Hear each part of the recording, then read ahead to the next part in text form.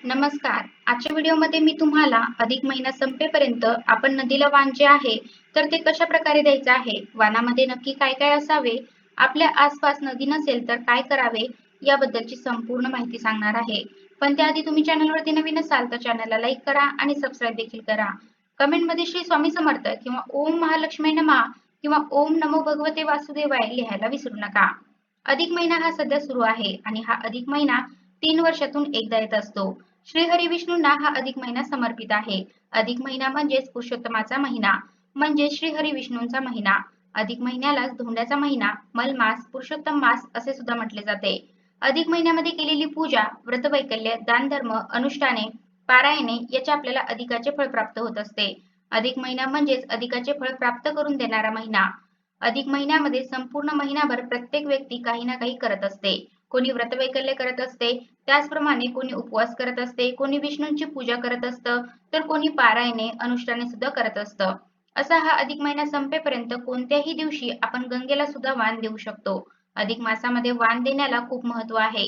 ज्याप्रमाणे आपण लेक जावयाचा मानपान करून मुलीला आणि जावयाला वाण देत असतो, सुवासिनी पूजन करून घरी आलेल्या सुवासिनींना सुद्धा वाण देत असतो, त्याचप्रमाणे या अधिक महिन्यामध्ये गाईला वाण दिले जाते.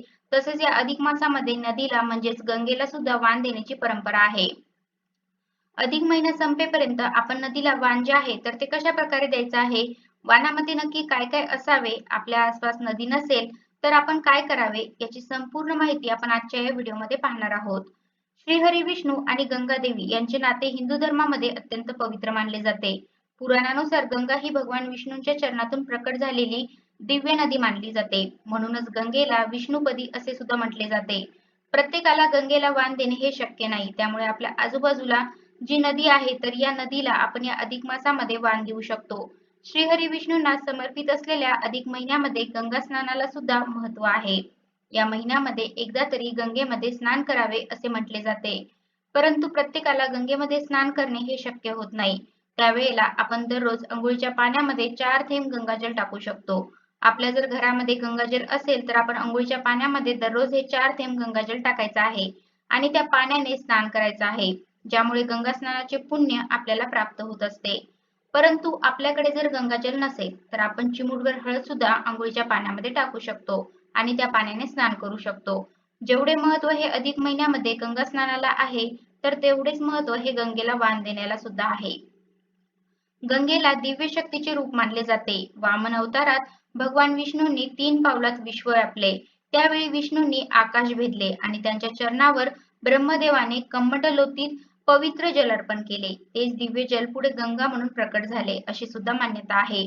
आणि म्हणूनच गंगा ही विष्णूंच्या चरणाशी संबंधित आणि अत्यंत पवित्र मानली जाते. अधिक महिन्यामध्ये गंगा स्नानाला विष्णू पूजे इतकेच महत्त्व आहे. ज्याप्रमाणे आपण अधिक मासामध्ये श्रीहरी विष्णूंची विधिवत पूजा करत असतो, श्रीहरी विष्णूंचे स्मरण करत असतो, त्याचप्रमाणे या अधिक महिन्यामध्ये आपण गंगेचे सुद्धा स्मरण करायचे आहे आणि आपल्याला गंगेला सुद्धा वाण जे आहे तर ते अर्पण करायचे आहे. परंपरेनुसार अधिक महिन्यामध्ये महिला नदी किनारी जाऊन हे वाण देत असतात. त्याचप्रमाणे दीपदान करत असतात. अखंड सौभाग्य लाभावे, आपल्या कुटुंबाचे कल्याण व्हावे, कुटुंबाला उत्तम आरोग्य लाभावे, आपल्या घरामध्ये सुखसमृद्धीमध्ये वाढ व्हावी, तर यासाठी नदीला वाण हे अधिक महिन्यामध्ये दिले जाते. अधिक महिन्यामध्ये नदीला वाण देण्यामुळे आपल्याला पुण्याची प्राप्ती होते. अधिक मास हा श्रीहरी विष्णूंना अत्यंत प्रिय आहे आणि या महिन्यामध्ये केलेले दान, जप, पूजन आणि वाण हे कित्येक पटीने जास्त पुण्य देणारे मानले जाते. त्याचप्रमाणे नदीबद्दल एक कृतज्ञता म्हणून सुद्धा हे वाण दिले जाते.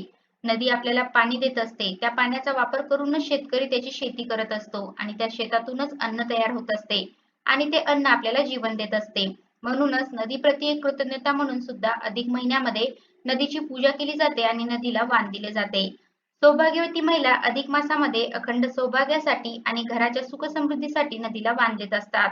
त्याचप्रमाणे या अधिक मासामध्ये नदी स्नान आणि नदीमध्ये दीपदान केल्यामुळे आणि नदीला वाण दिल्यामुळे मानसिक शांतता मिळते. त्याचप्रमाणे पापांचा क्षय होतो असे सुद्धा मानले जाते. नदीला वाण देणे म्हणजेच एक प्रकारे निसर्गाची पूजा आहे. निसर्गाचे पूजन आणि आपला निसर्ग जतन करण्याचा संदेशही यामध्ये लपलेला आहे. तर अशा प्रकारे अधिक महिन्यामध्ये आपल्याला नदीला वाण जे आहे तर ते द्यायचं आहे. ज्या दिवशी आपल्याला नदीला वाण द्यायचं आहे, त्या दिवशी सकाळी लवकर उठायचं आहे. स्नान करायचं आहे, स्वच्छ वस्त्र परिधान करायचं आहे, चुकूनही काळ्या रंगाचे वस्त्र परिधान करायचे नाही. त्यानंतर आपल्याला देवघरातील देवांची वगैरे पूजा करायची आहे आणि सकाळी किंवा संध्याकाळी आपल्याला नदीला हे वाण द्यायचं आहे. शक्यतो दुपारची वेळ जी आहे तर ती आपल्याला टाळायची आहे. सकाळी शक्य नसेल तर सायंकाळच्या वेळेला आपण हे जे वाण आहे तर ते देऊ शकतो. प्रत्यक्ष गंगेला जरी वाण देणे शक्य नाही तर आपल्या आजूबाजूला एखादी छोटीशी नदी असेल तरी त्या नदीला सुद्धा आपण हे वाण जे आहे तर ते देऊ शकतो. आता वाण देत असताना नदी किनारी गेल्यानंतर सर्वप्रथम आपल्याला नदीला हळदी कुंकू वाहायचं आहे. थोड्याशा अक्षता वाहायच्या आहेत आणि फूल वाहायचं आहे. म्हणजे आपल्याला नदीची पूजा करायची आहे. धूप अगरबत्ती लावायची आहे. त्यानंतर आपल्याला एक केळीचं पान घ्यायचं आहे. केळीचं पान नसेल तर आपण पत्रावळी सुद्धा घेऊ शकतो आणि यावरती आपल्याला ओटी भरायची आहे. ओटी जी आहे तर ती आपण साडीने भरू शकतो किंवा खणा नारळाने सुद्धा भरू शकतो.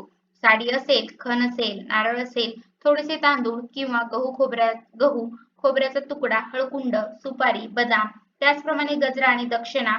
यामध्ये आपण दक्षिणा ठेवत असताना अगदी 1 रुपया जरी दक्षिणा ठेवली तरी चालेल. परंतु अधिक महिन्यामध्ये जेव्हा आपण कोणालाही वाण देतो तर त्या वाणामध्ये दक्षिणा ही ठेवायलाच हवी. आता जेव्हा आपण नदीला वाण देणार आहोत, आपण जे काही पैसे ठेवतो तर ते पैसे वेस्टच जाणार आहेत. त्यामुळे आपल्याला 1 रुपया का होईना दक्षिणा ठेवायची आहे. जास्त पैसे न ठेवता 1 रुपया आपल्याला त्या ओटीमध्ये ठेवायचा आहे आणि ही ओटी आपल्याला केळीच्या पानावरती तयार करायची आहे आणि आपल्याला त्या नदीमध्ये सोडायची आहे. तर अशा प्रकारे सर्वप्रथम आपल्याला त्या नदीची ओटी भरायची आहे.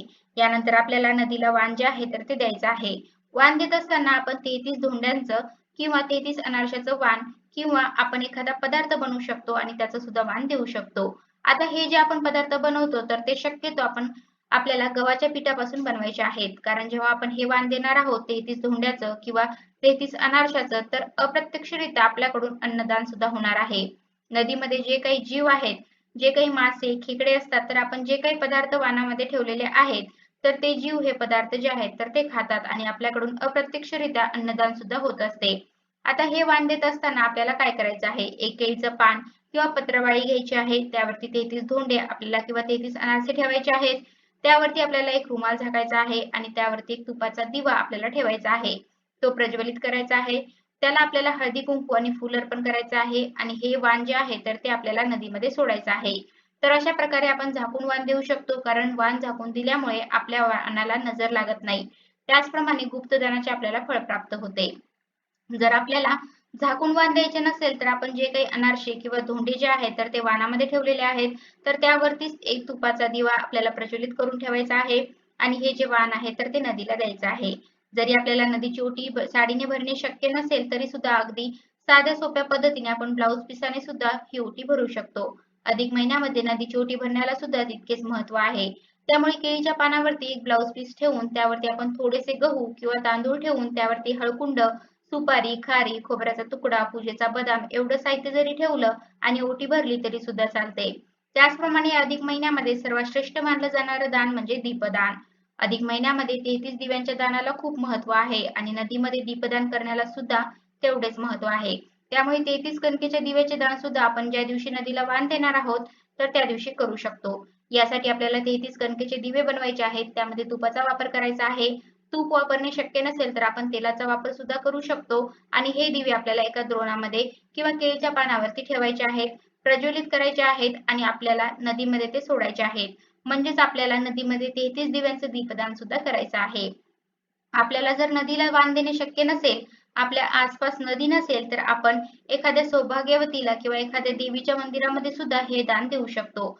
त्याचप्रमाणे एका मोठ्या भांड्यामध्ये पाणी घेऊन त्यामध्ये आपण 33 दिव्यांचं दीपदान करू शकतो आणि हे दिवे आपण दुसऱ्या दिवशी एखाद्या झाडाखाली ठेवू शकतो किंवा गाईला खायला देऊ शकतो.